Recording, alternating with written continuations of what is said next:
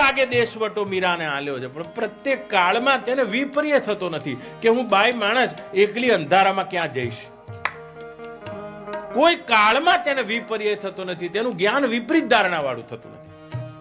પ્રત્યેક દેશમાં આખું મેવાડ છોડીને જતી રહી છે, અને તે છતાંય 49 વર્ષની ઉંમરે મીરાબાઈ આ શરીર સાથે શ્રી કૃષ્ણમાં તન્મય થયા હતા તેમ એને જાણનારા લેખકો કહે છે. બા 49 વર્ષની ઉંમરે તો એકાકાર થઈ ગઈ મૂર્તિ જોડે. કોઈ પણ દેશમાં, કોઈ પણ સ્થાનમાં, કોઈ પણ વસ્તુમાં તેને વિપર્ય થતો નથી કે ભગવાનથી અન્ય કોઈ વસ્તુ પણ છે.